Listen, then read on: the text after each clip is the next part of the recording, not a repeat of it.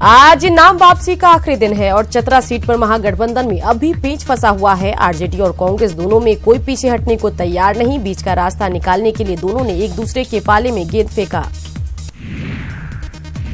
धनबाद से कांग्रेस प्रत्याशी बनाए गए कीर्ति आजाद बीजेपी के लिए बदजुबानी पर उतर आए। कीर्ति आजाद ने पीएम मोदी, अमित शाह, अरुण जेटली के खिलाफ जहर उगला। लोकसभा चुनाव के लिए झारखंड आरजेडी ने अपना घोषणा पत्र जारी कर दिया है। आरजेडी का घोषणा पत्र जल, जंगल, जमीन को समर्पित है। मैनिफेस्टो में 51 लोक लुभावन वायदों पर जोर दिया गया। हजारीबाग लोकसभा सीट को पिता पुत्र का अखाड़ा बनाने के लिए कांग्रेस ने बीजेपी के पूर्व कद्दावर नेता और पूर्व केंद्रीय मंत्री यशवंत सिन्हा पर डोरी डाल रही है। कांग्रेस ने हजारीबाग से लड़ने का यशवंत सिन्हा को खुला ऑफर दिया है। लोकसभा चुनाव की रणनीति तय करने के लिए रांची में जेएमएम विधायक दल की बैठक हुई। हेमंत सोरेन के आवास पर हुई बैठक में सभी विधायकों को चुनाव प्रचार में पूरी ताकत लगाने का निर्देश दिया गया। कांग्रेस के अल्पसंख्यक नेता वारिस कुरैशी ने गुमला में अल्पसंख्यक समुदाय के लोगों के साथ बैठक कर कांग्रेस को वोट करने की अपील की। उन्होंने दावा किया कि अल्पसंख्यक समुदाय का पूरा वोट कांग्रेस प्रत्याशी को मिलेगा। चाईबासा में शहरी मतदाताओं को जागरूक करने के लिए डीसी अरवा राजकमल ने ई रिक्शा चलाकर मतदाता जागरूकता अभियान की शुरुआत की। उन्होंने पीछे पीछे सैकड़ों ई रिक्शा चालक भी मतदाता जागरूकता अभियान में शरीक हुए। धनबाद में निर्वाचन आयोग की ओर से उत्तरी छोटा नागपुर प्रमंडल स्तरीय मीडिया कर्मियों के लिए एक कार्यशाला आयोजित की गई, जिसमें डीसी ए डूडे ने कहा कि निष्पक्ष और चुनाव संपन्न कराने में मीडिया की अहम भूमिका है। जामताड़ा की कर्माटांड थाना पुलिस ने एक शख्स का शव बरामद किया। बताया जा रहा है कि मृतक शिबू सोरेन का करीबी था। हत्यारे की गिरफ्तारी की मांग को लेकर लोगों ने हंगामा किया।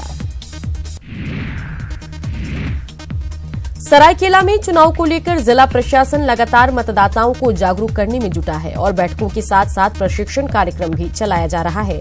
सुरक्षा के मुद्दे पर भी लगातार समीक्षा की जा रही है। मुरी हादसे के करीब 60 घंटे से ज्यादा समय बीतने के बाद भी रेस्क्यू टीम के हाथ खाली हैं। अब तक रेलवे ट्रैक से मलबे हटाने से बात आगे नहीं बढ़ पाई है। जहरीले पानी के रिसाव और धूलकण की आशंका से लोग सहमे हुए हैं। देवघर पुलिस ने अब साइबर अपराधियों की गतिविधियों पर विशेष नजर रखने का निर्णय लिया। यही नहीं, देवघर के साइबर अपराधियों को जिला बदर करने और उन पर सीसीए के तहत कार्रवाई की भी तैयारी चल रही है। साहिबगंज में तनवीर आलम नाम के शख्स का 3.5 लाख रुपए लूटकर उचक्के फरार हो गए। सीसीटीवी फुटेज के आधार पर पुलिस ने जल्द ही बदमाशों को पकड़ने का दावा किया। राष्ट्रीय सुरक्षित मातृत्व दिवस के अवसर पर व्हाइट रिबन अलायंस झारखंड और स्वास्थ्य चिकित्सा शिक्षा परिवार कल्याण विभाग की तरफ से एक दिवसीय कार्यशाला का आयोजन किया गया।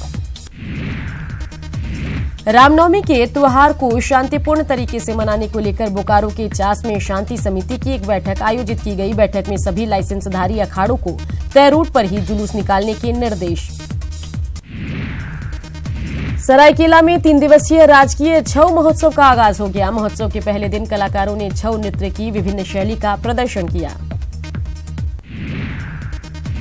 वैशाख महोत्सव के मौके पर राजभवन में मिनी पंजाब का नजारा दिखा। वैशाखी महोत्सव में छात्र छात्राओं ने पंजाबी धुन पर जमकर मस्ती की। वहीं इस मौके पर राज्यपाल द्रौपदी मुर्मू ने छात्र छात्राओं का हौसला बढ़ाया। लोहरदगा लोकसभा सीट से बीजेपी प्रत्याशी सुदर्शन भगत ने सीसई भरनों में आयोजित सरहुल जुलूस में शिरकत की और लोगों को प्रकृति पर्व सरहुल की बधाई दी। रांची में लोकास्था का महापर्व चैती छठ संपन्न हो गया। उदयमान भगवान भास्कर को अर्घ्य देने के लिए राजधानी के छठ घाटों पर श्रद्धालुओं की भीड़ उमड़ पड़ी। साथ ही सूर्यदेव से देश और समाज की उन्नति की कामना की गई। चैती छठ के मौके पर बाबा नगरी देवघर में व्रतियों ने उदयमान भगवान भास्कर को अर्घ्य दिया। इस मौके पर शिवगंगा सरोवर पर छठ व्रती और उनके परिवार के सदस्यों ने विधि विधान के साथ पूजा की।